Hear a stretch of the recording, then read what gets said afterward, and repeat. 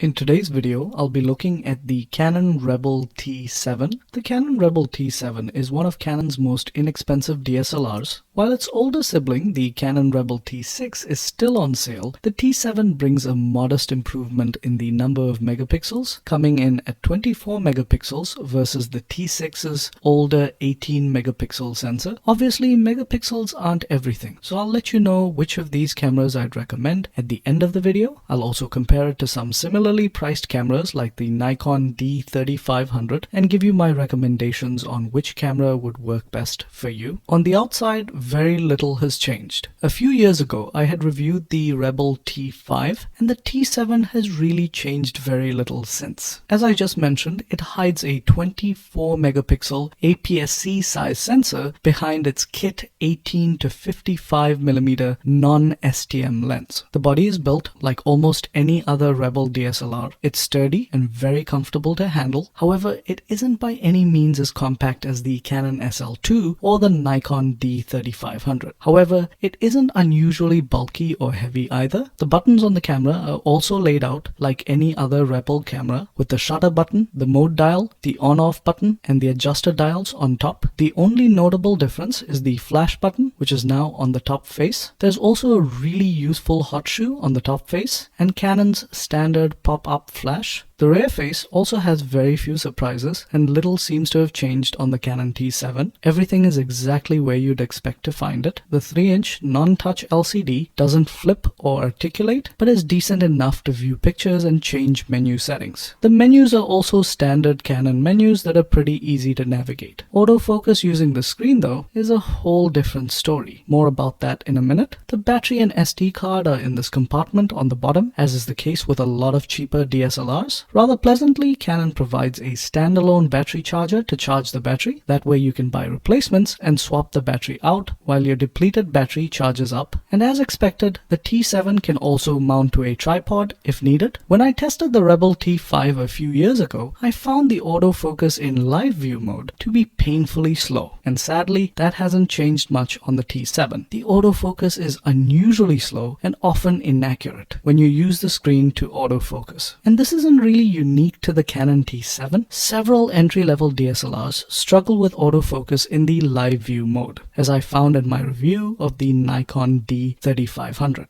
And the only way to get around this is to use the optical viewfinder, which does improve the autofocus quite a bit. However, when you are able to lock focus on your subject, the pictures it takes are extremely well exposed, sharp, and have an overall pleasing aesthetic to them. Very similar to most Canon Rebel DSLRs. All these images were taken with the 18 to 55mm kit lens with the camera in the fully automatic mode, something a beginner is likely to use. The low light shots are also decent, but the optical viewfinder isn't much use in the dark and the autofocus doesn't make it easy. The Rebel T7 can also shoot full HD video at 24 and 30 FPS. The video quality is acceptable, but again, the autofocus makes it hard to lock focus on your subject quickly and accurately. So getting the right shot is a bit challenging. It does work reasonably well for things like interviews, quite a bit of contrast between the subject and the background. And there is no microphone jack, in case you're wondering, so you're stuck with the audio from the built-in mic. The camera does come equipped with Wi-Fi, which allows you to connect the T7 to a phone or tablet and transfer pictures, which is great if you need to quickly post pictures on social media when you're out of your house. And usually the Canon camera app is pretty glitchy on most cameras that I've tested. However, on the T7, it worked flawlessly and even allowed me to control the T7 remotely from my phone. So should you get the Canon Rebel T7? Well, that depends on a few things. For example, if you're able to get it at a substantial discount off its list price and are fine just shooting photos using its optical viewfinder, the T7 can be a decent starter DSLR. However, if you're just starting out in photography and really don't want to invest much in the hobby, the cheaper Rebel T6 is also a decent option. Another good option for folks on a tight budget is the Nikon D3500, which performs somewhat similarly and sells for almost the same price as the Rebel T6. feel free to check out my full review of that camera. However, if you really want to get into photography and need a camera that grows with you, I would recommend the slightly more expensive Canon SL2. The SL2's better autofocus system and articulating screen make for a much better camera that grows with your skill level. And if you're looking for a camera to primarily shoot video, I recommend the fantastic Panasonic G7. I'll leave links to all these cameras right below the video in case you're looking to buy one. Hope this video was useful. If it was, please hit that like button and subscribe for more reviews, unboxings, and how-to videos. Thanks for watching and see you next time.